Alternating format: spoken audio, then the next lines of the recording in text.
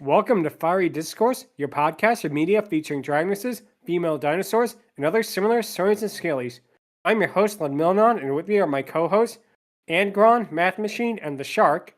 Today is our 107th episode, and we're discussing the 2004 mockumentary, Dragons, A Fantasy Made Real. So, let's get things started. Yep, no better way to start than that, but Dragons, A Fantasy Made Real was a mockumentary that was made by the BBC in 2004. It basically followed the concept of what if dragons were real in our world and how they would basically naturally be biologically with evolution, with how their taxidermy is and things like that. And it is really a fascinating thing to talk about. Like, this is going to be a very unusual episode and also a very fun one. Let's say it that way. Oh, go ahead, Matt. I'll just go ahead and cover this for us. Can we move to this place, please? Yep. Well, you might want to, but you also might not want to, considering what happens to the dragons, but I digress. So, there are two versions of this. Oh, go ahead, Chuck. Sorry. Yeah, the dragons here are more on the feral side compared to many of the other dragons we have covered before. Yeah. Because I think what it is, they're trying to basically say if dragons are real, like realistically animals, how would they like legitimately interact with their surroundings? And it is again very fascinating stuff. So the original British version from the BBC had Ian Holm narrate. Ian Holm, of course, is probably best remembered as Bilbo in the Lord of the Rings franchise, as well as Ash from Aliens and also The Fifth Element. However, we are discussing the version that aired on Animal Planet just I believe the same year, because they redubbed Ian Holm, and no disrespect to him, he is a fine actor. However, they got none other than Patrick Stewart to narrate this documentary. Yep. So that's the reason why we're covering the U.S. cut. We want to hear Captain Picard talk about dragonesses a little bit. Oh, go ahead, Chuck. The only thing this could be better is if there was a French narrator narrating this. That would be even better. Yeah. CZ Magic Dragons. All I'm hearing now is freaking the Great Prince from Bambi narrating this, talking about dragons. That would be awesome. Also, Charles Xavier. Yep. But even though we have Captain Picard narrating, Cosma from OKKO does not show up, even though she was voiced by Troy, which also makes this the second, I believe, Star Trek alumni to voice a dragon or a dragoness related thing. And spoiler alert, he won't be the last. Yep. So, the documentary itself begins with text saying, if the legends are real, this is what we would find over an amulet of a dragon. We then cut to a scene of basically something flying over a woodlands area as Patrick Stewart's narration begins. Now, sadly, it does not begin with space, the final frontier, but can't have everything, I suppose. Oh, go ahead, Matt. What I find hilarious is that it did start with that big bold text, hey, this is fake, but what if? And there were a bunch of people that actually believed this was real. Yeah, man. That actually happened. Oh, go ahead, Angron. Yeah, same thing happened with Cowboy Bebop, and they're just like, who gives a shit? We know we're fake, who gives a shit? Just nice. But anyway, Stewart basically talks about how other cultures, such as the Chinese, Aztecs, and even the Inuits, managed to have stories of dragons, and how basically civilizations with no contact had stories about dragons. And it is fascinating to think about because there is an explanation in this universe, but in our universe, it's like, well, how did they come up with that kind of thing? Oh, go ahead.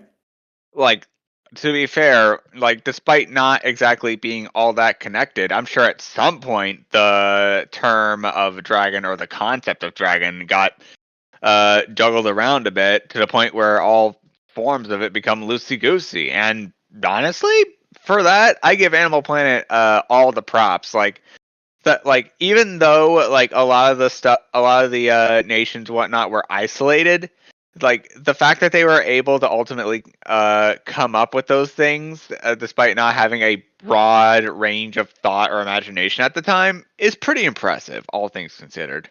Shark? Look, dragons are awesome. It's an universal fact. So it wouldn't be surprising that every single culture came to that conclusion eventually. Yes. True. Yep, that definitely makes sense. But what happens basically is that Stewart says if dragons were real, he wonders what they were like and how they breathed fire, went extinct, amongst many other questions. Questions that will be answered in this film. Yep. The documentary then takes us to the Carpathian Mountains in Romania, where Stewart mentions the various predators there, including wolves and bears, but then he mentions another discovery. Some skiers nearby found an ice cave that opened up, and officials were called in to investigate. When they got there, they found the bodies of people in 15th century clothing before going into another chamber. And in the chamber, it turns out to be a frozen dragon carcass. Now, so far, all we see of this is its talons and its mouth, which I like because I like the way they build up excitement as to what it will basically look like. And it's also right, I gotta bring up, in the British version, they actually had kind of a narrative going on with two professors talking about dragons and that, and basically one of them telling his findings to the other one. And no offense to that version, I like this version better because I feel like it kind of cuts out the middleman in a way. It gets like right to the point. Yeah, it's a documentary. It's not Land Before Time. It's not Dinosaur. It's not whatever the heck that mermaid skit you told me about did. It's a documentary talking about dragons, and honestly, it should be treated as such.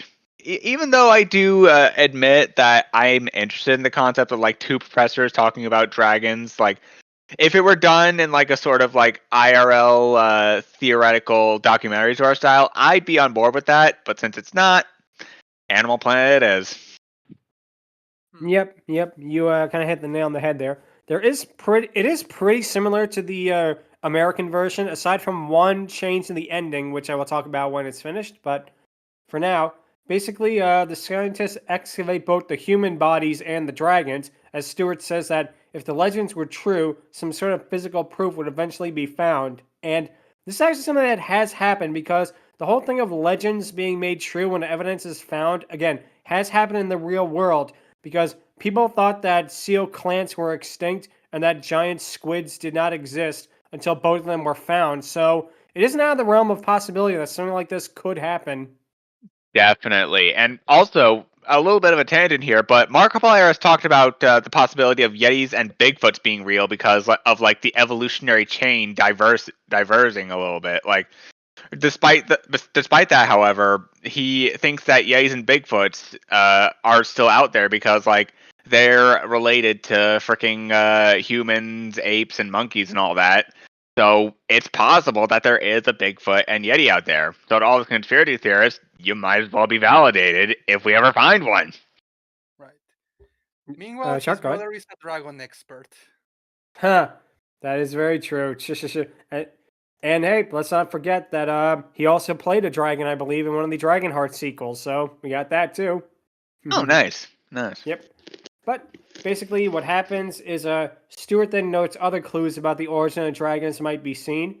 We see a T-Rex skeleton in a museum as Stewart notes that the crown of its skull has talon marks in it from above. We see one of the scientists fit a talon to the skull as it fits perfectly, which confirms their theory. He says that there were dragon species that existed millions of years ago before the one on the glacier. And we then cut to the prehistoric era in Montana. We get to see, now we don't get to see a dragon, but what we do get to see is a T-Rex. Unfortunately, it is a male, so we can't rank it, but can't have everything. But it's basically trudging across the landscape as Stewart notes that the T-Rex has been forced from his hunting grounds and food is made scarce. Now the T-Rex slowly begins approaching a dragon as it's busy stretching its wings. And here we talk about the big thing that pretty much makes this documentary worth watching, the CGI animation, because for like 2000 television, this looks really, really phenomenal because they actually had the animation team behind the Harry Potter movies to work on the CGI dragons and dinosaur and whatnot. And it isn't perfect. There are a couple of scenes where, it looks a little bit badly rendered, but for the most part, this looks insanely good. Again, for 2004, for TV level animation, they put everything into it, Definitely. Oh, go ahead, Matt.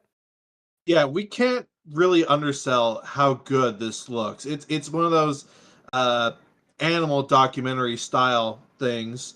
It was made for TV, so it's on an extremely small budget, and this looks really, really good. Like, it has not been outdated by today's standards, which is really amazing when you consider that Jurassic Park, the big movie that used CG, was just 10 years before this. Hmm. Definitely, I do definitely. wonder if they Sure. did, I do wonder if they did the same thing as dinosaurs, where they filmed it in real life locations and then added the dragons on top. That very well could be true. I did not think about that, but looking at it again, that you could be right about that. That they actually filmed a real life area and then they put the dragon and dinosaur animation on top of it. And if they did a really good job with it.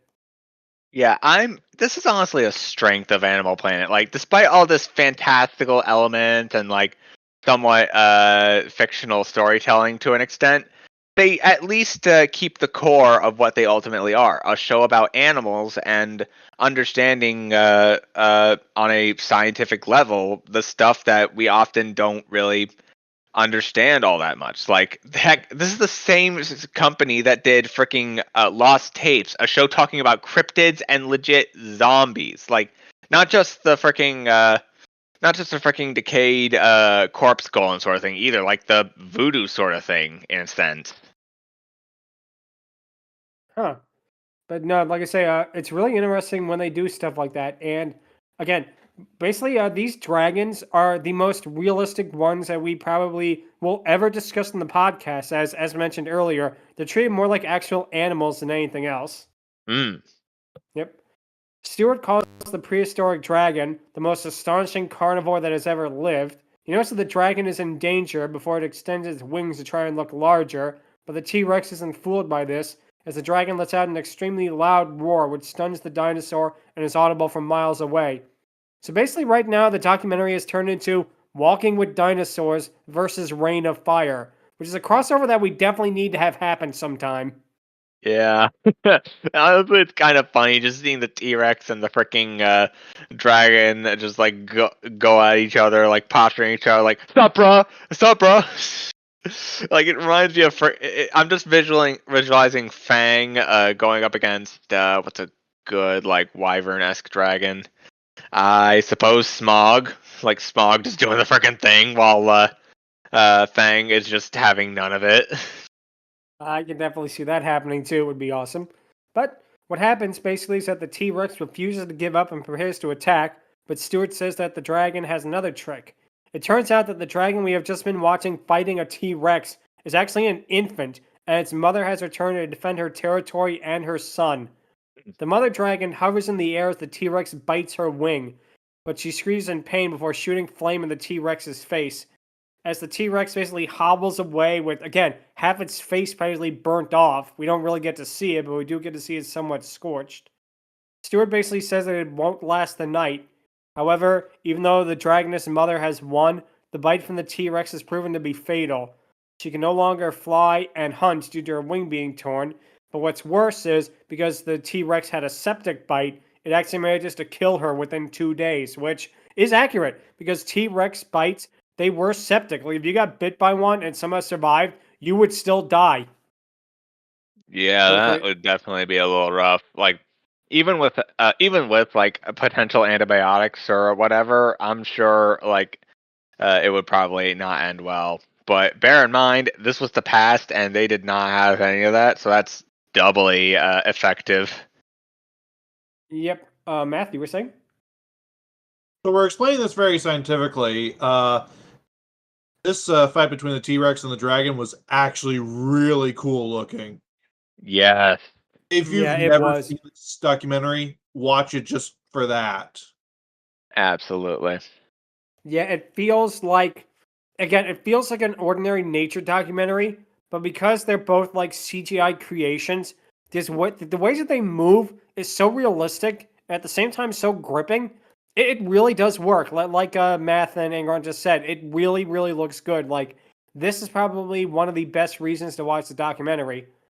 But what happens is, even though the mother dragoness is sadly deceased, her child stays by her body and warns off pterodons.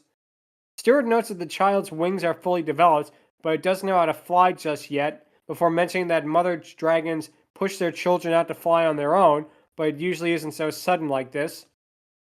And then we get a really, really fascinating part because, again, as this is trying to analyze dragons scientifically, we find out how dragons are able to fly. Because as the scientists are busy scanning the body with lasers, it turns out that basically dragons can fly due to the fact, number one, it has a muscled chest like eagles, an enormous heart, a honeycomb-style skeleton like modern-day birds do. However, the scientists then notice what appear to be a second set of lungs in the dragon's chest and cut it open for a closer look.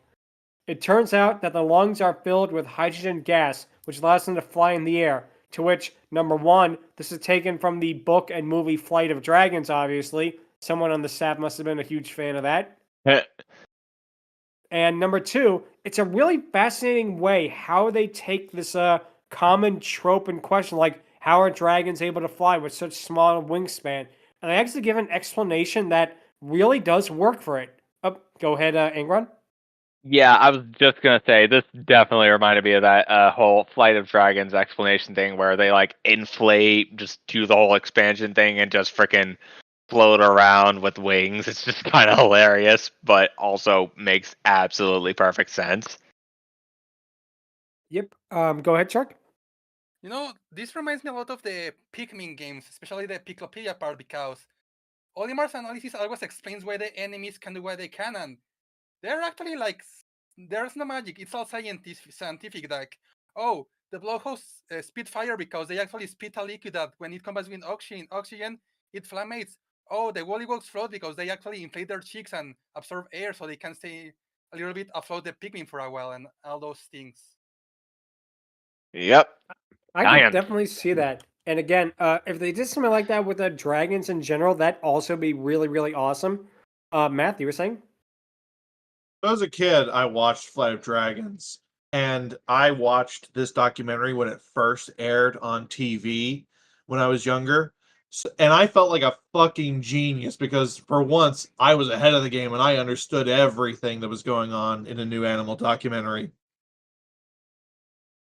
Yeah, exactly. And again, one thing that is really fascinating is just how realistic it feels, you know? But we'll get to more of that in a bit, because when we cut back to the prehistoric dragon, we get another one of the very sad scenes that we get, because the young dragon is basically forced to cannibalize his mother's body in order to survive, which, again, does happen in nature, but it's no less kind of sad here. But, yeah, interesting fact on that. I learned that baby ducklings are sometimes practice cannibalism, which is a little messed up, but it doesn't stop me from loving ducks none the same. Yep, I can understand why. But basically, what happens next is that how the dragons produce hydrogen work is because basically they digest food and like meat and that, and it produces like gas in order to inflate their air bladders. But it turns out that the dragon is now in danger, as Stuart notes that the mother's decomposing body has attracted more than just pterodons, because we finally get to see a larger male dragon arrive. He basically, and again, it's fascinating because of the relationship that dragons have with each other, at least in this. Because again, they're like feral animals, so there's not like a society, they're not like anything like that. It really does, again, feel like they're actual animals. And it turns out that this dragon has dull coloring and a broken horn, which indicates that's an older male. He notes that most male dragons don't live past 40 because of territorial battles and whatnot. And this dragon was driven from his hunting grounds by younger males, and now instead of a hunter, he's a scavenger. However, the dragon still has one hunt left in him as he begins hunting down the younger one. Stuart basically says the only way the young one can survive is if he learns how to fly. Oh, go ahead, Matt. Damn, nature, you scary. Yeah, perfect. Nice. That is the perfect way to sum up this documentary, is those 4 words. Mother Nature be a cruel mistress. Definitely. But as the younger dragon runs into the trees, knowing that the old one can't fly in there, as he continues to run faster and faster, hydrogen is being produced in his body at a faster rate. However, the meat of his meal is weighing him down, which forces him to regurgitate it as he finally becomes airborne. And again, the music, too, in this documentary really is such a grandiose one that it really feels like such a major accomplishment in that, you know? It actually makes me excited for whenever we're going to get to the Walking with Dinosaurs series, because, again, it just feels so majestic and so, like, earned, this moment. Yeah. Go ahead, Matt. Yeah, if you've ever heard the score for something like March of Penguins or any other serious animal documentary, they have this gravitas when there's empowering scenes happen. They have dramatic scores when something serious or sad is happening. They go full hog with that here too. They are going the full this is real level on every detail with this documentary, and that's what really helps sell it. Definitely. Oh, easily, I could see that. And again, what Stewart says basically that even though the dragon has learned to fly, he's still going to have to learn how to breathe fire. And because this was a TV show, we cut to black, which obviously is cut to commercial. And when we come back, we basically get a recap of what happened. And they do this about 4 or 5 times. And yes, it does get annoying if you're trying to watch this basically as a whole thing. But what can you do? Stewart then asks how the dragons breathe fire. The scientists then use a crank to open up the dragon's mouth to analyze its body. It turns out that the inner surface of their mouth is armor plated, and their throats have a false palate like crocodiles have. Now, the crocodiles have them in order to stop themselves from literally drowning when they submerge in water. However, Stewart wonders if the palate was used to stop dragons from literally burning their lungs out, then mentioning that fire-breathing animals are not as far-fetched as one would think. Because, and again, I like how they tie it into realism, which again makes it more, makes it more plausible that this could happen eventually, or could have happened rather. Basically, Definitely. there's a species of beetle that can literally shoot out burning liquid in order to attack predators, and that if dragons were to do it, they need a catalyst. And Stewart notes that the dragons both have ripping incisors and grinding molars as well. And at this point, I just noticed something that was really, really funny, is this documentary becomes way funnier if you imagine Captain Picard is rambling about it on the bridge of the Enterprise, and Riker is just staring at him with a, "What the hell are you talking about, Captain?" Yeah, or like in lower decks, like the lower decks are just looking at freaking Picard as he's explaining all this, and they're just like, "Okay, man," and then they just go back to their whole spiel that the show is known for. Yep. But Stewart wonders why the dragons would have 2 different kinds of teeth before knowing that stingrays do as well. It turns out that scientists find sediment on the teeth, which turns out to have traces of platinum. And it turns out that the platinum reacts with the hydrogen in the dragon's air bladders to allow them to create fire. Which, again, really, really cool way of doing it, because, again, that is a plausible way how a creature like that could literally breathe fire just by taking it directly from nature. Oh, go ahead, Matt. Once again, Flight of Dragons called. They said thanks for using their material. Ooh, nice. That's awesome. But we then come back to the prehistoric era, where the young dragon is now an adult, but is now basically wandering different territories, and he needs to find a territory, otherwise he will not be able to mate.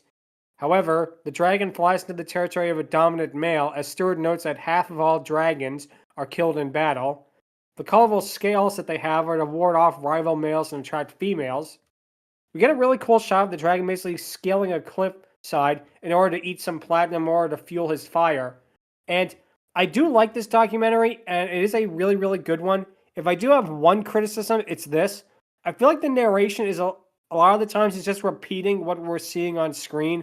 Like we see the dragon basically eat the deposit of platinum to fuel his fire, and then it has Stewart basically saying, "The young dragon eats the platinum deposit to fuel his fire." And it's like, yeah, we can see that. No shit, buddy. Exactly. But the other male dragon begins to shoot flame in the air in order to challenge males and attract females that he is healthy and strong enough to waste fire. Unfortunately, even though he does shoot a gigantic stream of flame like that, it is not Dragon Lord Torch from Friendship is Magic. Uh, Oh, go ahead, Matt. Another thing this documentary does that's very common in other documentaries is when you have a animal that you focus on, they tend to refer to that animal as our dragon in this instance, because they're trying to get the audience to empathize that this is your representation to the animal kingdom, and they do that here, which is really cool. It's a very minor detail, but it again really helps sell the idea that this is a genuinely serious documentary. Absolutely. Easily. Math, go ahead. Yeah, again, this is a feral dragon, so they have to find a way to make him a protagonist for the audience to be immersed in them. So referring to them as our, at the very least, gives them a tag that let us follow them more easily. Oh, definitely. And again, what happens next basically is that the young dragon approaches the mountain that the other dragon is at, as he wants the territory for both food and females. We then finally get to see another dragoness on screen. Unfortunately, this one is not on screen long enough for her to be ranked, but can't have everything. She basically is drinking from a lake, as Stuart notes that she's in breeding season for 1 month only, and then will breed with a resident male. The dragon that lives in the area roars as he's prepared to defend his territory. It turns out that he's an experienced fighter who has never lost. He has the darker scales that indicate dominant males and has no markings on his scales that indicate that they're bachelors, which definitely interesting way of telling which ones are basically have sex and or not. Let's do it that way. Yep. But the territorial dragon shoots out fire and manages to inflict damage on the younger dragon. The dragon flies to the clouds for both camouflage and to literally cool down his body. Stewart notes that the hydrogen used for flight is also used for shooting fire, and that if the other dragon breathes too much fire, he will literally lose his reserves and be unable to fly. However, the younger dragon proves to be smarter because he flies to the border of the territorial dragon's land, and the other one thinks he's fleeing. But in a really badass moment, he turns right around, shoots flame right in the other dragon's face, and kills it instantly. Which, again, this fight too is really just so awesome. How they really make it. Sorry. Say go ahead. Yeah, that's an OTK for the books. Yep. Definitely. However, the dragon has triumphed as the females prepared to accept him. However, this turns out to literally be at the worst possible time that could have happened. Because literally, and this is almost comical in the way it happens in a way, because literally as he's reveling in his victory in that, the asteroid that wipes out the dinosaurs hits, killing him, his mate, and pretty much all life on land. And it literally just feels so cruel in a way that we've seen this dragon basically grow up from like an orphan child to like a man. He has this big fight, and then literally like the entire world is wiped out. Imagine if that happened in like a Rocky movie. Adrian, I did it! And then like a nuclear bomb goes off and destroys Philadelphia. Yeah. It's like that. It really does feel like that. Oh, Yes. go ahead, Shark. I am invincible. Ow! Yes. That is a perfect way to put it. But, however, it turns out that sea life is unharmed, which leads to basically the next commercial and more of the recap. But then when we finish the recap, Stewart basically mentions that the large creatures that survived the mass extinction event were aquatic, and he brings up the similarity with crocodiles. He notes that the mountain dragon is not at all similar to the prehistoric dragon that was wiped out, and we get another cool moment with the evolutionary path of the dragon, as it turns out that the prehistoric dragon, now extinct, had a marine dragon relative. The dragons that managed to survive the event basically swam from extinction, as their air bladders became water ones, their wings became fins, and their tails became rudders. And as we see, this basically marine dragon basically sailed through the water, and that I have one of two jokes that I can make, and I'm going to do both of them. Number one, this is the ancestry of Sisu. Nice. And number two, this dragon is about to bump into Squidward tentacles.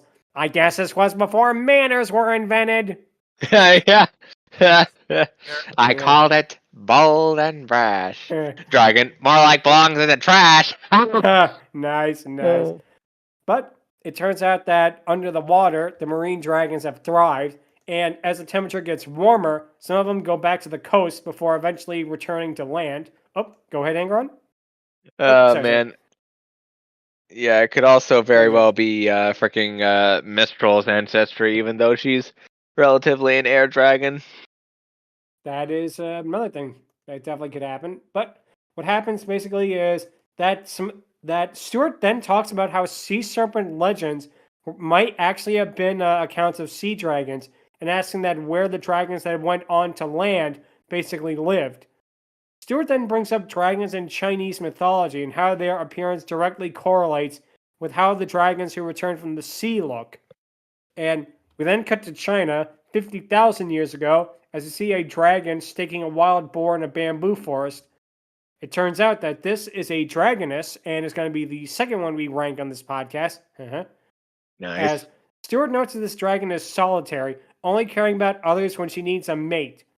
Her wings are basically vestigial at this point because she lives in a forest and they're not useful at all, but she is extremely stealthy. Her skin markings basically are kind of a camouflage because it breaks up her outline in the forest light. However, the dragoness stalks the boar, but before she can attack, another roar scares them away. The roar turns out to be from a tiger as the dragoness approaches it, determined to not let this beast scare her prey away ever again. So, I guess we finally get that Tiger's Apprentice sequel, only this time Mistral wants to take down you forever. Yeah, or it's basically Bell Bottoms going up against Tigress. That too. Oh, go ahead, Shark. Yeah, Mistral's mad she didn't get a protagonist role.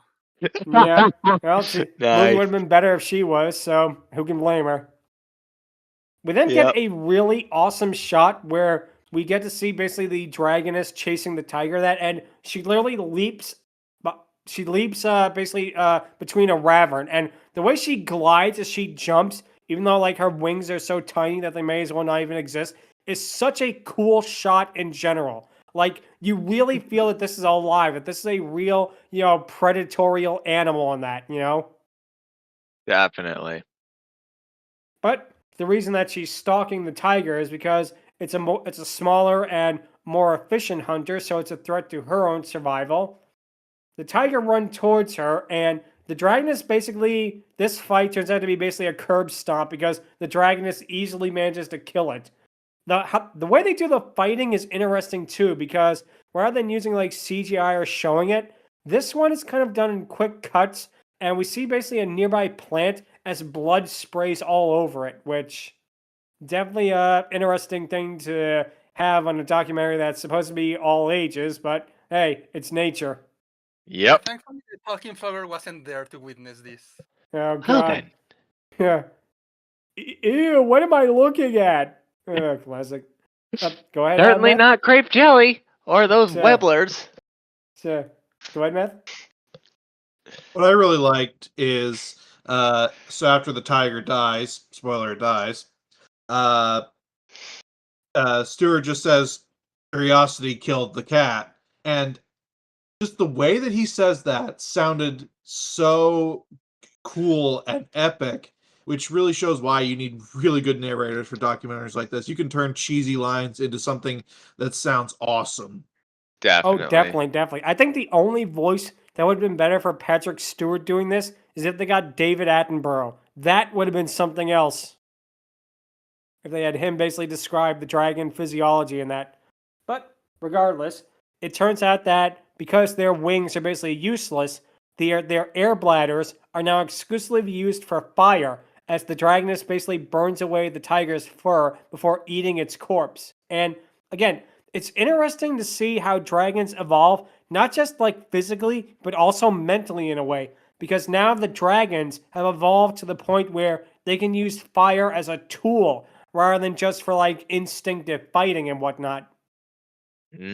Extra crispy. Yep. But the fire brings a different mammal to see what's going on, a human being. The human basically sticks a piece of wood in the dragoness's flame, and he brings the fire back to his people. Stewart's narration basically says how man tamed fire to clear forests and create increasingly dangerous weapons, and how man managed to become the most dominant animal overall, except, of course, for dragons. Unfortunately, we do not get to see Spongegar and Patar steal the fire from the dragoness as well. Yeah. Yeah. I was also gonna make the joke of, actually, man made a fire back in the day, and this honestly takes place during the caveman era. This is completely unfactual. Yeah. I don't know. Nice. Matt, you were saying? I do like that this was the 90s / early 2000s style of the most dangerous creature ever conceived of. Man. Nice. Nice. That's Humans great. are cringe, embrace dragon. Easily. So basically, what happens then is Stewart says that man has stolen dragon's fire, and that conflict between man and dragon will eventually happen and begin creating myth. After commercial and of course the recap, we see the dragon's body in the mountain, as Stewart mentions how the local folklore called the dragon the devil of the mountains, as you see basically a stained glass portrait of a dragon and how it ate livestock before being confronted. The scientists analyzed the human remains and find that they were all burnt alive. However, this confused the scientists for one reason, because the dragon's corpse that they found could breathe fire, but it looks like it never did so at all in its life. The scientists then find an iron fragment in the dragon's heart, not Dragonheart the franchise, unfortunately, but it was indicating that it was killed with the tip of a sword, and it turns out that this dragon was a dragoness and was a young one when it was killed. The dragoness was incapable of breathing fire, so something else must have killed those men. And we'll find out what it is right now with this flashback. Because it turns out that dragons and dragonesses are more compassionate than people gave them credit for, because they cared for their young, as it cut back to the Carpathian Mountains in the year 1475. Basically, how the mountain dragons came to roost there is because they came from waters to the east during the Great Mammoth Migration, as an adult dragoness flies through the air. Excuse me. But it turns out that the mammoths have all gone extinct, of course. But sadly, we get to the point in the documentary where the bummers really start coming, and they don't stop coming, to put it that way. Because it turns out that dragons are slowly going extinct, all due to the act of humans. Mm-hmm. Yep. Food is scarce, and the dragoness is looking for a very rare species, which is a male to mate with. Oh, go ahead, Shark. Yeah, cue the nostalgia critics, man. Man. Yep, they ruined everything, unfortunately, including Humans are dragons in this cringe. case. Yeah, embrace dragon. But what happens is, even though she has left her scent literally all over, the dragoness has never seen a male. Stewart notes that dragonesses are sexually mature when they're 7, and this dragon is 23, and yet has never seen a fellow male in her life. That she could live 20 more years at least, and possibly never see one. He mentions that young dragons live with their mother for 6 years, which meant that their survival rate was very, very good compared to other animals. However, it turns out that the dragons are not producing enough to keep themselves from going extinct. There's more dragons actually aging out than that are being born in that way. Indeed. So, it turns out that this particular dragoness lives in a cave on the side of a mountain, unfortunately not with the Grinch. And it turns out that the cave she lives in kind of works like an igloo with how it keeps her warm, and that dragons also keep warm with their heat exchanging circulatory system, and they have like specialized tissue under their scales that have no heat loss. Her blood is like ice fish, and that it prevents ice crystal from forming in their bloodstreams, which again, really, really fascinating stuff how they tie it into reality and that. Oh, go ahead, Math. So I want to note that from this point forward, they about half of the special is focused on the Western Mountain Dragon, and they do a lot of close-up shots and a lot of really detailed shots of her. And I think that they put a lot more budget into this dragon than they did the other ones, and they focus a lot on that. And they are really proud of it too, because they want you to see just how detailed this dragon is. Yeah. And it is impressively detailed. Oh, it is amazing. Like this dragoness really, really looks good. She's probably the one they put the most effort into, because obviously she's the one with the most amount of screen time, but still, not saying that the other ones looked bad per se, but this one was on a whole other level. Nice. In terms of its animation quality and basically even design in a way. Oh, Yeah. go ahead, Angron. You were saying? Every Who down in Whoville liked Christmas, but the Grinch and his dragon army too freaking a rain of dragon flying over, fire everywhere. That's great. That's a good one. But it turns out to be autumn as the Dragoness prepares to hibernate once again before she notes something. The Dragoness eventually sees a male as this nomad turns out to be from North Africa and somehow made his way to Europe. The male traveled 10 years to find a female, and because they are somewhat compatible, the pair managed to perform their mating ritual. Now, how they do this is really, really fascinating because, again, it ties into actual nature. They fly high in the sky and lock talons before dropping out of the sky, much how like eagles do today, which really, really fascinating. Unfortunately, they do not play the Bloodhound Gang song Bad Touch over this, but what can you do? Oh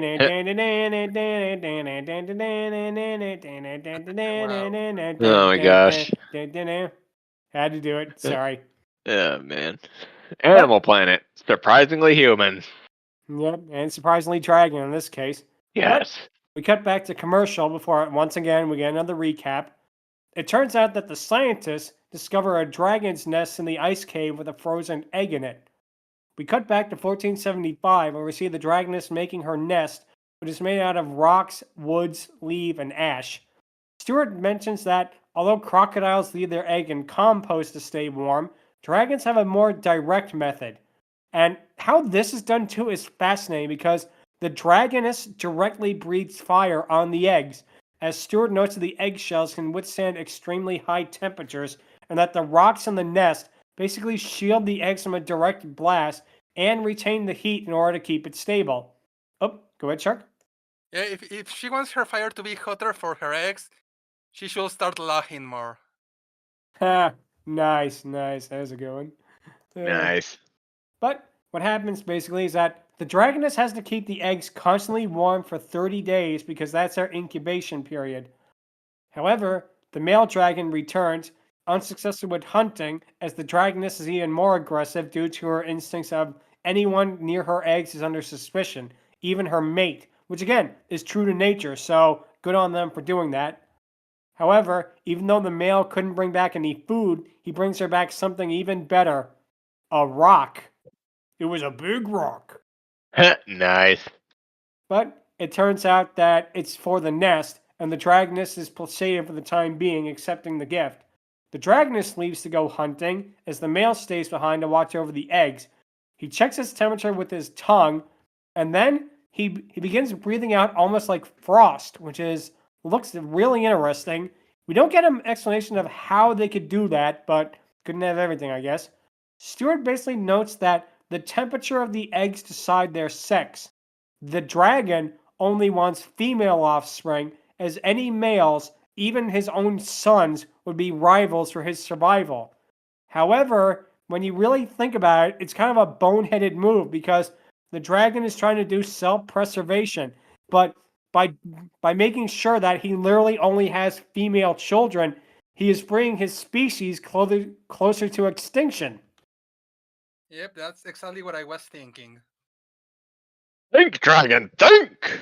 Yep. He wasn't that smart, unfortunately. Nope.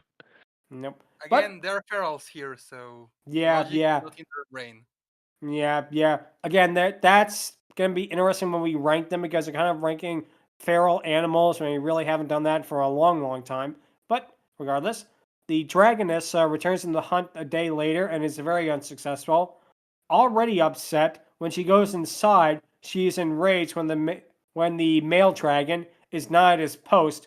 The temperature of the eggs has gone dangerously low, and it turns out that one of the chicks have already died, but the other one at least will survive. The male basically has some level of intelligence as he knows to get out before the dragoness kills him over this. Yep, the first deadbeat dad in Yep. Dragon Media. Yep, that's for sure. Oh, go ahead, Math. I love that no matter what species or what animal, it's always the same. Woman angry, beat it. Perfect, Ride wife. Perfect. Life good. Wife hit back. Kill wife. This run. Yeah.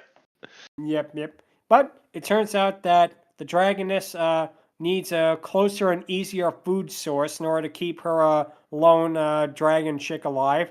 However, that means that she has to raid human farms for livestock.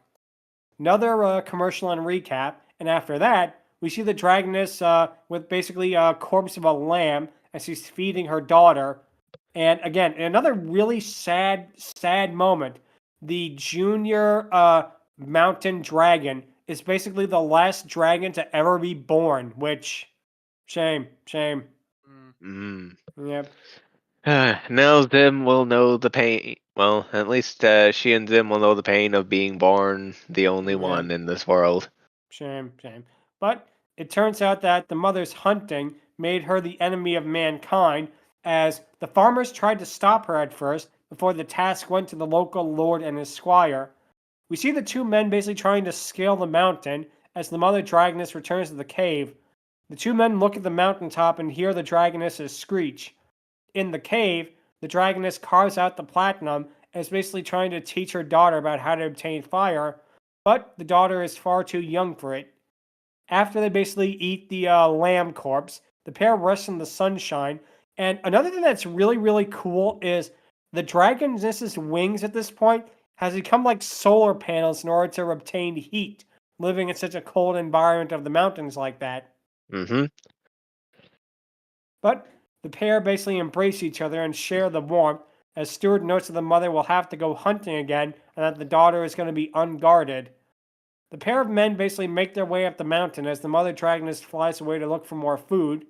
It turns out to be summer, so the pair needs energy before the winter months occur, and the two go into a kind of suspended animation. Stuart notes the irony, and that's a really one that does hit home, that a creature that once took down mammoths is now reduced to stealing sheep, which I guess that's why Spyro doesn't like him either. Oh man, that reminds me of that one scene from Evan Almighty where it's just like, I'm just imagining that, but the dragon looking behind him, just like Spyro looking behind him as well, just like hilarious. Yeah, great. But what happens basically is that the pair of men eventually make their way into the cave and they see the young dragoness. However, they only see and this is a direct quote from the documentary, a creature of hellfire that must be destroyed. And of course, we get to the saddest moment of the documentary because the two men basically stare at each other as one draws his sword and kills her. And yep, from here on in, it's not a lot to laugh at, unfortunately. But go ahead, Math. I do like that while simultaneously describing the human's perspective, they're also describing the Stuart is describing the animal's perspective, that the humans do not see a scared creature crying for its life. They see this horrible monster of hellfire. It's a very nice touch that, again, you see in real documentaries, how these different perspectives play into why people or other animals did the things they did. Oh, easily.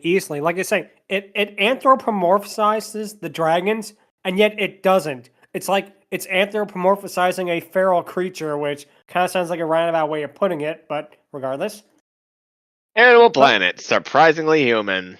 Yep, surprisingly tragic in this case. Yeah. Because what happens next, the mother returns in the cave to find her dead daughter, and she mourns. She actually mourns her daughter by basically howling and screeching, much like how elephants and other giant mammals grieve for their dead too. Which, again, really a tragic thing to add in it. I mean, you could have had her just be like, oh well, dead thing, gotta hunt. But no, the fact that they actually go so far as to give the female mountain dragoness this level of compassion and this level of character is really something else. I give them all the props for that.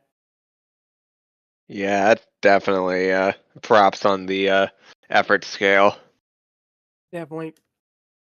But what happens is she goes inside the cave, and it turns out that the two, the knight and the squire, who have managed to kill the dragoness, have done something that is really stupid looking and just stupid in general, because they rub the dragon blood on their face and like a cross pattern. They're like doing some kind of warrior howl on that, and it's like, okay, guys, calm down. You killed an infant. Oh yeah, big powerful guys in that. Oh, go ahead, Yeah. Angron. Yeah, it's one thing definitely killing a dragon's kid. It's another thing entirely wearing her freaking entrails or whatnot. It's like that one Rick and Morty episode where Rick becomes the dad, and it's just like freaking wow. Yeah. Definitely a dark moment. But it turns out that the Dragoness mother is back and she's not happy because she roars at them. The two guys basically charge at her while she shoots her flame. It turns out that the Lord manages to escape, but the Squire is not so lucky. The guy basically looks up fearfully as the Dragoness roars and shoots fire at him, which we don't get to see the aftermath because, again, documentary, they didn't want to get too graphic with it. And again, in another tragic scene, she is still mourning their daughter's death yet again. Yep. Go ahead, Angron. Also, that scene, freaking the Lord running away, reminds me of the one video where like Markiplier and this other guy he's with are talking about like cheese races, and like he's like describing the scene, and he's like describing like the person he's with being a starving medieval peasant, but he loves his lord, and Markiplier's the lord, and it's just like, oh, good lordy. I can definitely see that, but what happens here basically is we cut to the Dragoness flying outside once again, as it turns out that she's in breeding season once more and is looking for the mate. It turns out that she's hoarded the armor of the dead Squire. She's basically stacked it up in an attempt to try and attract mates, but there is no chance of her ever finding one again, which really tragic in this case. Yeah, Oh, go Fatalis ahead, says hi, Matt. by the Go way. ahead, Angron, rather. Yeah, Fatalis says hi. Sorry. Go ahead, Meth. I like that they even tried to explain dragon hordes in this documentary. Oh, dragons are attracted to shiny things, ergo. Yep. It's like it's not just out of gold or jewels or that. It's literally just because it's shiny stuff. So I guess that means that if dragons were still around, they'd be like magpies. Yeah, a little And bit. even though Yeah. the detail, it's not just that it's shiny; it's that it reminds them. It instinctually reminds them of the platinum that they harvest for their fire. That's why they like shiny things. Again, that's a Indeed. really good explanation for it. I'm so glad, like I said, that you do that kind of thing. Oh, go ahead, Shark. You were saying? Yeah, they took all the legends or of the stereotypes of the dragon and they actually gave them a scientific and natural explanation. Yep. Exactly. And again, it's such a really great concept. And I'm surprised no one else has tried this after this documentary, but we'll get to that in a bit. Basically, she manages to survive the winter due to her reserves of fat as she goes into a slumber of suspended animation once again. However, this means that she's exposed and her hydrogen reserves have fallen down due to nothing, basically because she's asleep. Eventually, she wakes up to find another group of men are approaching the cavern, these guys being dragon slayers. Not the movie Dragon Slayers, because in that one they had a stop motion dragoness, but regardless. It turns out that because she has such meager conditions, she has no food to create hydrogen, and therefore she can't fly, nor can she breathe fire, so she is at a disadvantage here. However, in this moment, we actually get probably the last stand of the last dragoness, and it is badass. It is such a really badass moment because even in her weaker state, she manages to take down most of the men. And again, this is a dragoness who they explicitly state is an older dragoness, has had basically no food, cannot breathe fire or fly, and yet she manages to kill like these 10 men. Basically, she wipes 9 of them out almost instantly with nothing but her talents and her size. And it really is a cool, I bet, tragic scene. Oh, Yeah. Go ahead, Angron.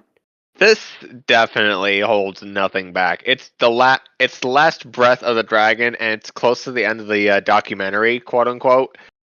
But good lordy, does it go all out? It shows the fight. It shows the dragon hanging on for life. It shows the men doing the job they came here to do, and yet ultimately getting wrecked for it. And in the end, there are no winners. And honestly, it's pretty satisfying regardless, because like, this is the last breath of the dragon, and I absolutely Loved every moment of it. It's still tragic, yes, but yeah, it was epic. The Oh, yeah. last Breath of the Wild dragon. Yep. Unfortunately, the light dragon was not here, but sadly, you can't have everything. But Mhm. it turns out that how the dragoness herself is killed is the last man basically holds up his axe and screams as the dragoness raises her front half and lowers it on top of him, killing him. But it turns out that this is also a mutual kill because she manages to impale her own body on the guy's spear. And the reason why the dragon and the guy's bodies were never found, because the cavern's mouth was frozen over, as dragons basically faded from reality to myth, myth into legend. But the ring would not be forgotten. Nice. But it turns out that the scientists use a camera to go into a hidden chamber of the cavern as they find more human remains, as well as the remains of the dragoness who somehow managed to basically stagger her way from her spear wound and lay her body down next to her dead daughter, which, wow, this hits you in the feels. This really, really is a documentary that is not afraid to tug at your heartstrings. Definitely. I'm just waiting for them to revive the dragon, just hit refresh. Yep, such a shame. And I do like how also, go ahead, Shark. Nah, they did see Jurassic Park and said, nope. Yep, that's for true. Words. Yep. Or those guys that want to try and revive the woolly mammoth now. Good. But basically, I do like this moment too, how Stewart says that it's human nature to exaggerate what we fear, and how dragons weren't just mindless monsters. They were creatures that would sacrifice themselves to save their young. They were creatures that basically had innate, not goodness in them, but innate compassion in them. And I like that. I like that he humanizes the animals. Like that they're not like giant lumbering beasts that ravage the countryside and kidnaps maidens and that. Like they're just animals that, like a lot of animals, the actions of man have managed to hunt them to extinction.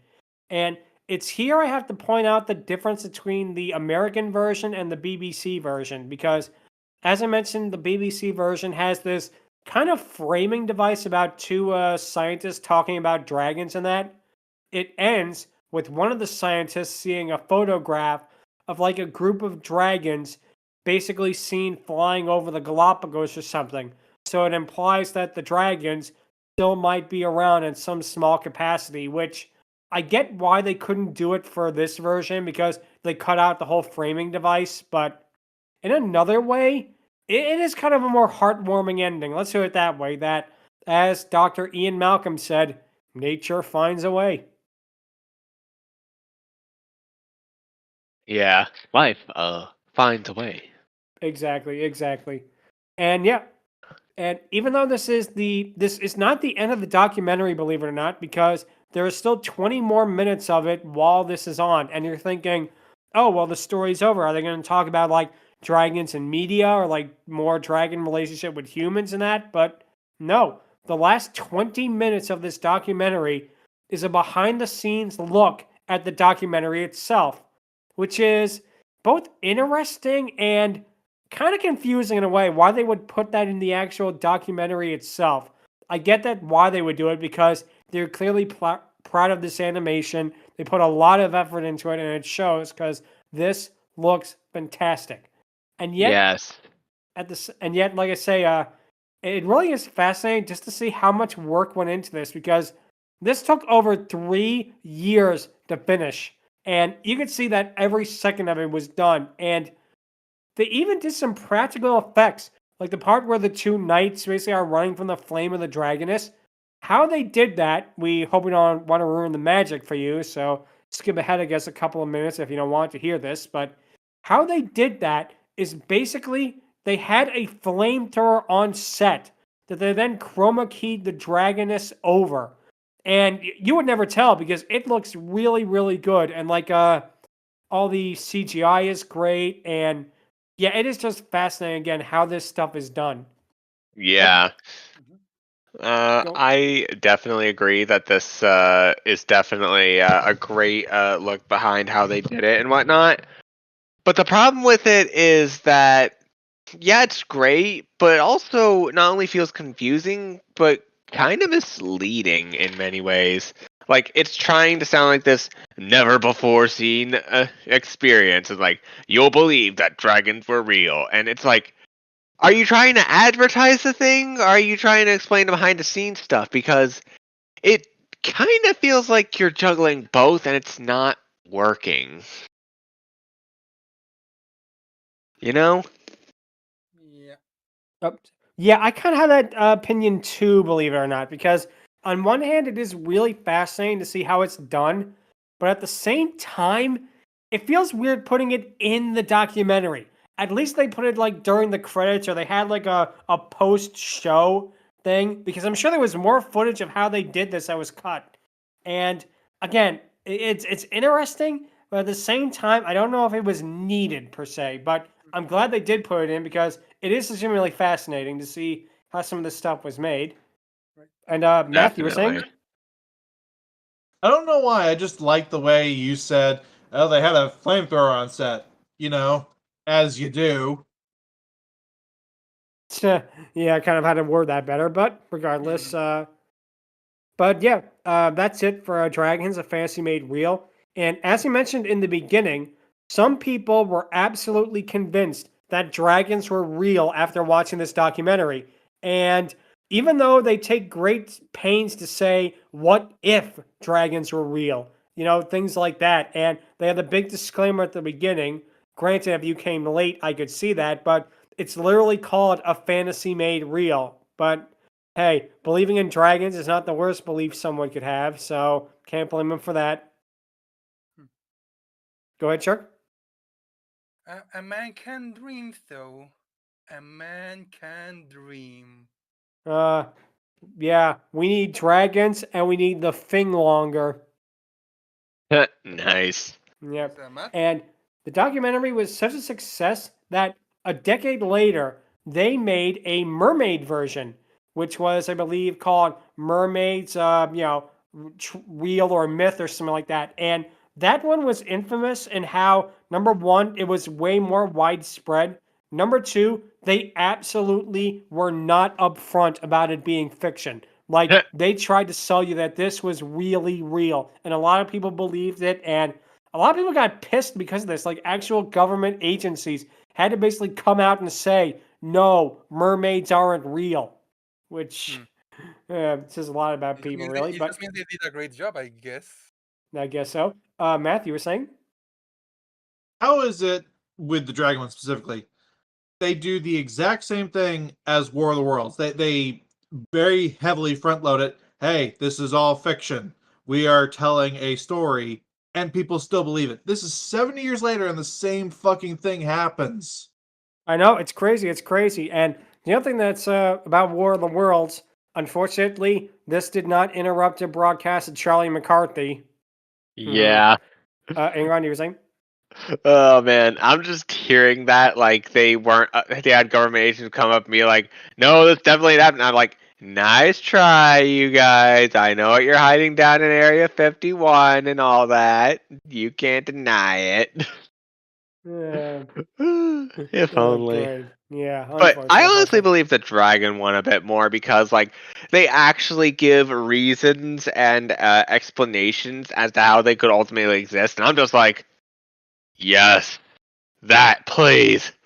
Oh no, dragons absolutely are plausible. You know, dragons as themselves as like a concept absolutely could have existed in some time or another. Maybe they didn't breathe fire, maybe they didn't fly, but something in the relative species of that absolutely could have existed at one time. But mermaids are a little bit less plausible, shall we say, because Yeah. go ahead, Matt. In a weird sense of irony, I'd actually make the argument that in fully stating that this is fictitious, but trying to make it as real as possible, they made the dragon one more realistic than the mermaid one, which was totes real guys, we swears. Yeah. Exactly. Honestly, the dragons were done more justice than the mermaids. Sorry, Ariel. Zubeo wins Yeah. this round. Yep, she definitely does.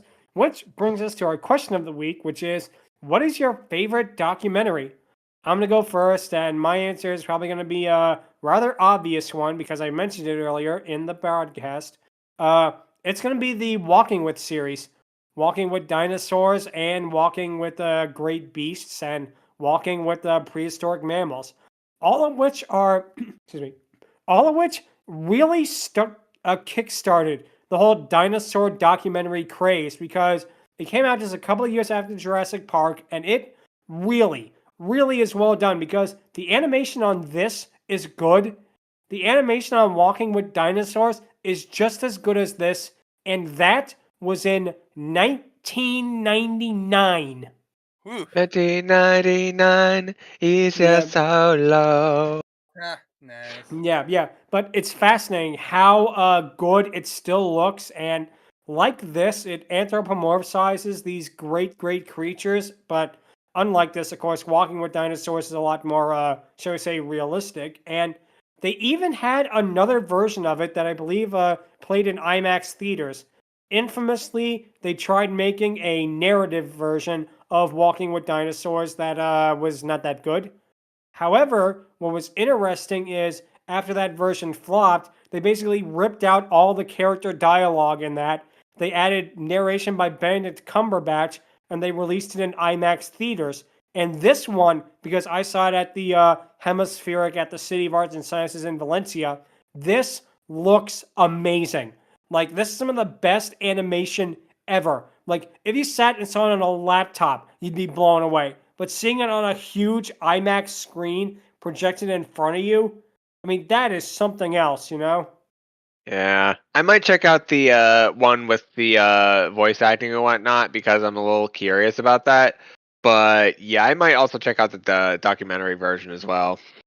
Well, you're in luck because eventually we're going to talk about both Walking with Dinosaurs and the Walking with Dinosaurs 2013 version on the podcast someday. And that'll be a lot Nice. of fun when we get to it. Because, yeah, they definitely are some of the ones that I saw them as a thing as a kid, and they really just click. They really just feel so amazing. And they're even more amazing when you consider when they were made.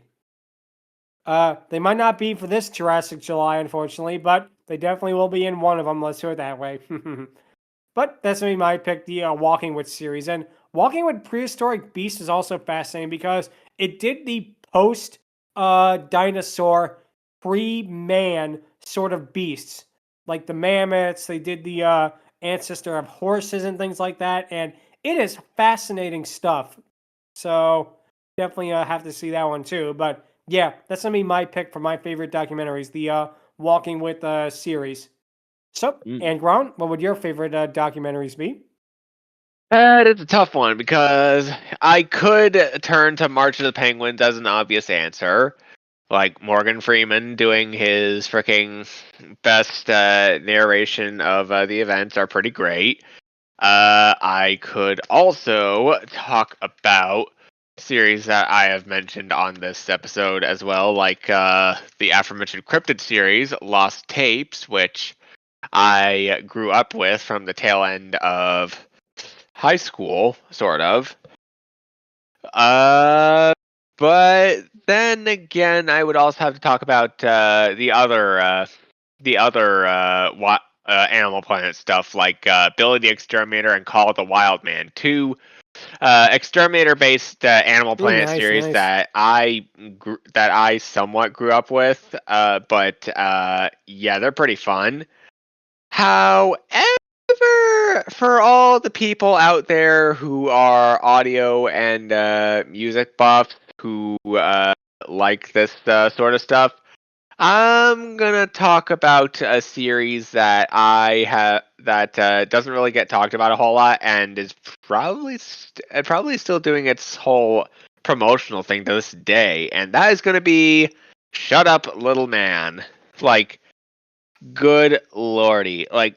There's Sound City, which I did for a project and felt more like homework, but it was very interesting to listen to nonetheless. And then there's stuff that was just shown to us that was very interesting to know about, like Shut Up, Little Man. Because there was this legit thing that happened where, like, two people who are like I don't know, just graduated high school and whatnot. Were in this like apartment flat, and there were these two neighbors next door. It became quite a hit during the. It became quite the thing during the 80s and somewhat onwards, and is still going strong to this day. They're releasing CDs and cassette tapes about the recording of all this, and like if you see it and hear it, you will absolutely understand how honestly laugh out loud hilarious it is.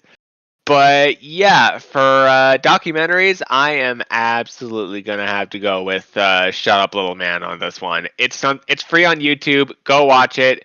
It's honestly pretty funny. I mean, the moment it started with freaking Christian Bale doing the freaking screaming thing at the actor's Oh, offset, wow. where he's like, "You Yeah. fucking ripped my line!" That Oh thing. God, yeah. Oh, good for you. Exactly. Yeah, this is definitely that vibe, but honestly a little funnier because like all of it's intentional, but none of it is freaking scripted, and I loved it. Yeah. So, what's the documentary about, basically? It's again telling about two people and them recording this one drunken conversation between two people living nearby, and it became such a big hit that they not only made like a sort of stage play, a light stage play, but to this day, like there are legit CDs and cassettes being sold. Like I think they're still going strong, actually. Let me take a look here. Yeah, there is still stuff from them being made, merchandise and all that stuff. It's wow. honestly pretty hilarious. I honestly dare you to check it out on YouTube. It's free, and it's definitely worth your time. It can Definitely get a have to check it little out. intense, but hey, I honestly had fun with that at the end of the day. Definitely have to check it out because it sounds really, really interesting. Math, what would your favorite documentary be? I'm a big history nerd, and I've always liked the History Channel documentaries. You know, back when the History Channel actually talked about history. Weird. Uh, Yep. now it's all My it's a fav- good. Say. my favorite was one that they did back in 2012, "The Men Who Built America." Basically, it chronicles the first, what would be like millionaires in the day, but effectively billionaires of today, and how they kept pushing things forward in their own quest to just have more, which fueled the industrialization and led to how we got to the economic powerhouse that we are today. It focuses on Vanderbilt, Rockefeller, Carnegie, Morgan, all the big robber baron names, and just the events that created their sort of mythos in American society. That sounds Yeah. really fascinating too. That I love stuff like that too about basically historical figures and that, and basically how they lived, how they basically shaped the world around us in the most minimal ways possible compared to the largest. You know. Mhm. And what I like about the series is because it's History Channel, they just take a neutral stance on it. They're not playing them as, oh, these are heroes of their time, or oh, these are the greatest villains that have ever existed. They just are, and it's detailing everything that happened throughout their lives that led to the economy and how we are the strong economic base that we are today. Hmm. Fascinating. And yeah, like I say, it's always a shame when stuff like History Channel and that go from being about actual history and actual documentaries to being stuff about let's just show people bid on storage lockers for 27 hours straight. Yeah, You honestly, mean MTV used to show music? How weird! I know, I had to bring it, Yeah. had to say it. Yeah. Cartoon Network used to do. Wait.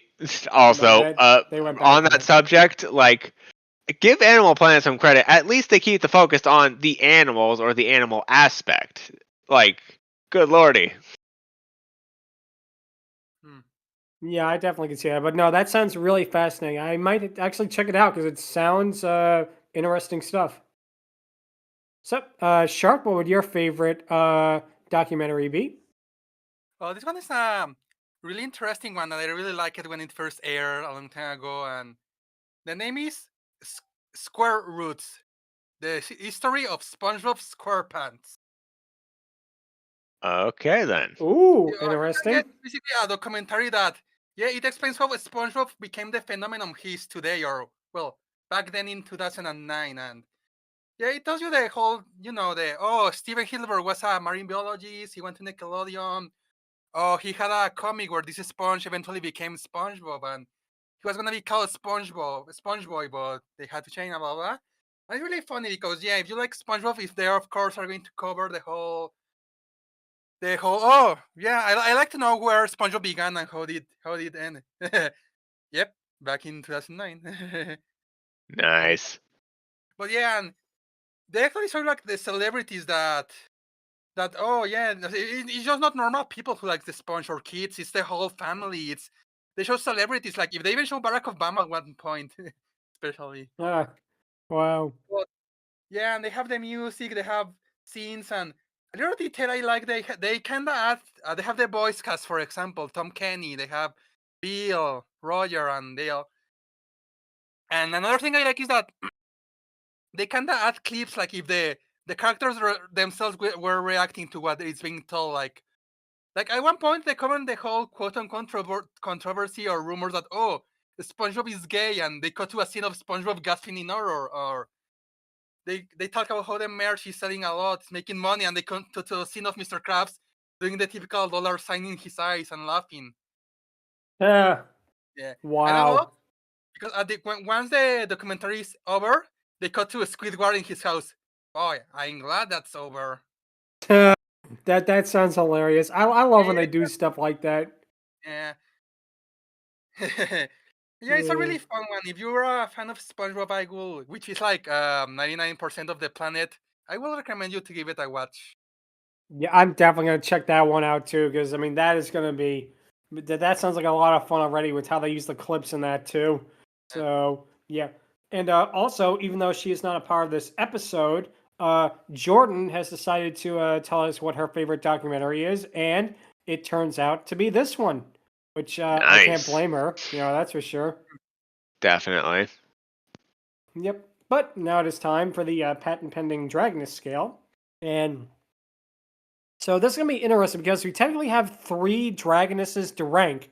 We have the prehistoric mother, we have the Chinese Dragoness, and we have the mountain Dragoness, which is going to be very interesting stuff. I'll go first, and the prehistoric Dragoness is probably going to have the weakest score at a 6 out of 10. I like the design. I like that, she has such a badass fight scene, which is why she's getting such a high score in general. And again, just the design, but I feel if she was in it for a little bit more. Now, granted, I understand why she wasn't in it more, because that's the whole point of the story. The young dragon story is that his mother dies and he becomes like a hero on that. But regardless, I'm gonna give her 6 out of 10. The Eastern Dragoness, let's call her, I'm gonna give her 8 out of 10, because even though she has just about as much screen time as the prehistoric Dragoness, she's more of the focus of her section. And the fact that she has that fight scene with the tiger that, even though we don't really get to see it, is interesting. And basically, the fact that she's the evolutionary halfway point, shall we say, between the prehistoric dragon, the water dragon, and the mountain dragon is really, really fascinating stuff. So that's why I'm giving her an 8. And the mountain dragoness, we'll call her, she honestly, I can't believe I'm going to say this, for a character that is literally just a feral creature in that, she might get a 10, because I feel like despite her literally being a non-verbal feral creature, they give her so much character. Like her arc is so tragic, and you really, really feel for her. And the design is great. She is the best design, the best animation out of anyone in the documentary, obvious reasons. And yeah, I don't see any flaws with her. I mean, granted, for what they're trying to accomplish, I could definitely see her not having any flaws. I mean, would I have liked it if she talked in that? Yes, but that's not what they were doing with this. They were trying to give us a more realistic view on a dragoness, and that's why I'm going to give her a perfect score because they did their assignment and they did it perfectly. So that's going to be my scores: 6 out of 10 for the prehistoric dragoness, 8 out of 10 for the Eastern one in ancient China, and 10 out of 10 for the mountain dragon. Angron? Yeah, I'm gonna go with 7 a little bit. Like this, the prehistoric dragoness definitely raised my freaking definitely praised my dragon prince senses on that one because like mama dragons defending their young, that is 100% something I'm absolutely for.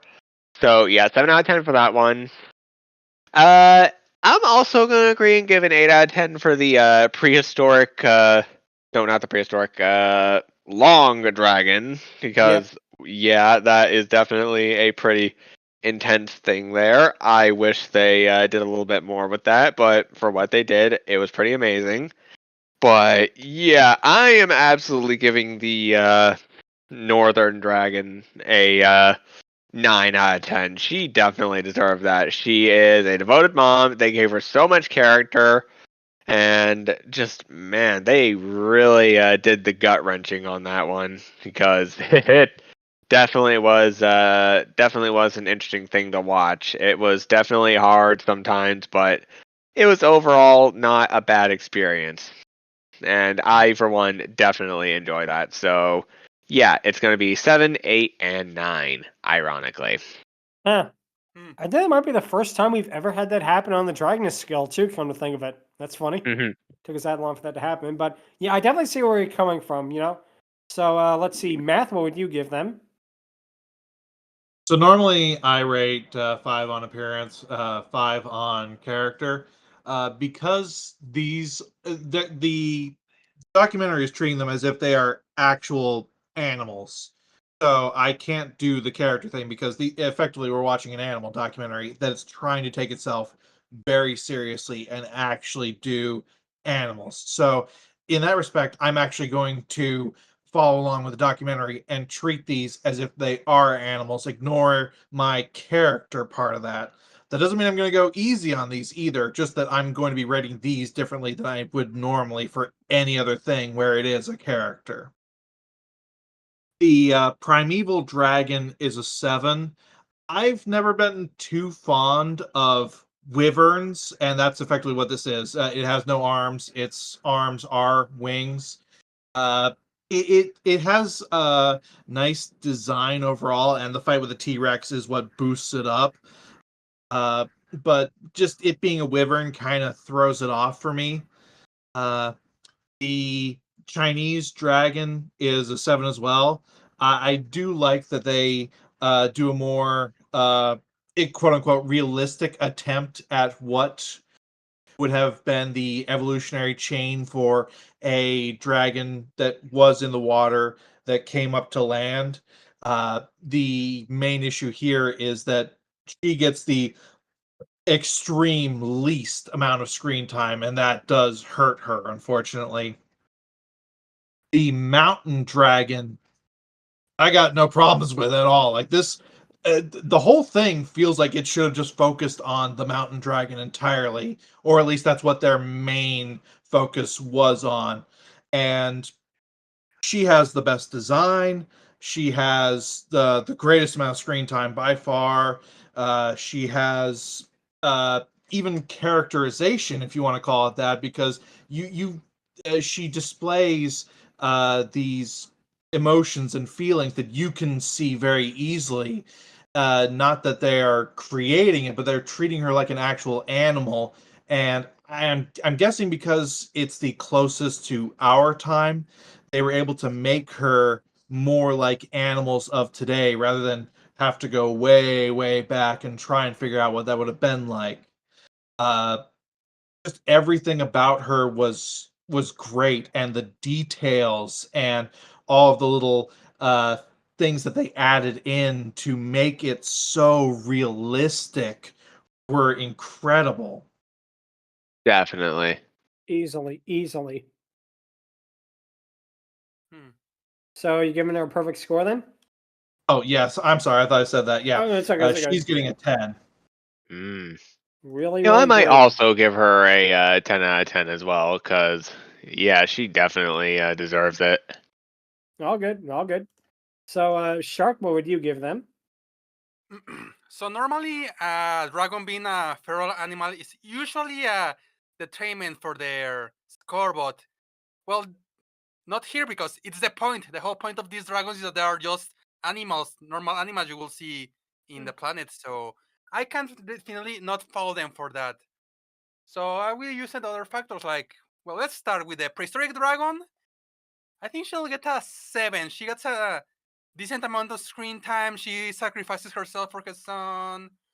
And the design is, yeah, it's pretty cool. It's when they explain how more or less the fire worked with them. So for her, I'm going with a 7.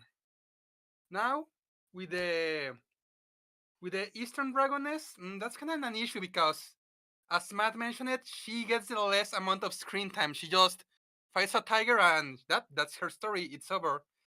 So the design is cool and all, but I can't give them, especially compared to the other two. I think I'm gonna have to give her a 6. Okay.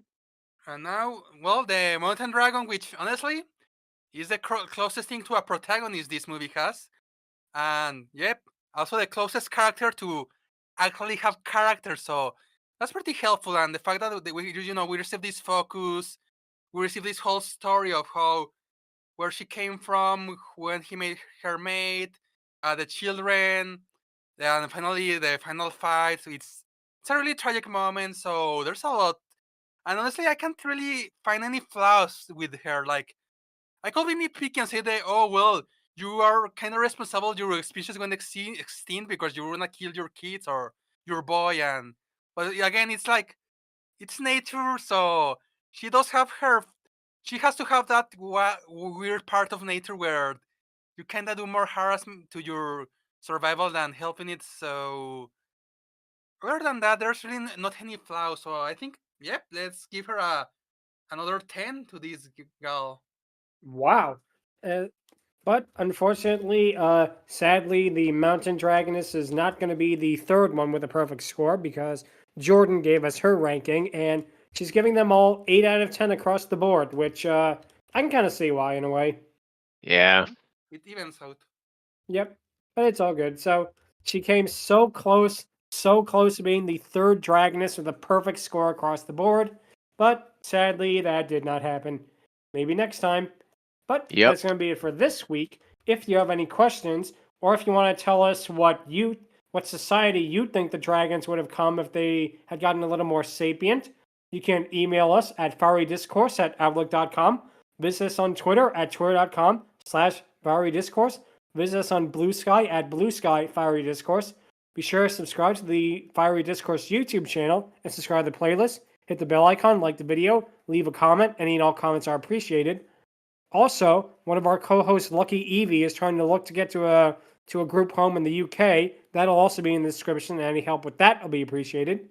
Next week, we'll be talking about the 2018 Super Dinosaur episode, the Dino Liberation Front. Nice. This That's is going to be definitely fun. This is going to be very interesting, something that I personally have never heard of. And yeah, I'm really looking forward to seeing this Dragoness, not least because she is voiced by Kathleen Barr. Oh, that's Definitely right. going to be an interesting one, but that'll be next week. And until then, thank you all for watching and take care. Laters. Yeah. Peace out. Adios. See you all next week.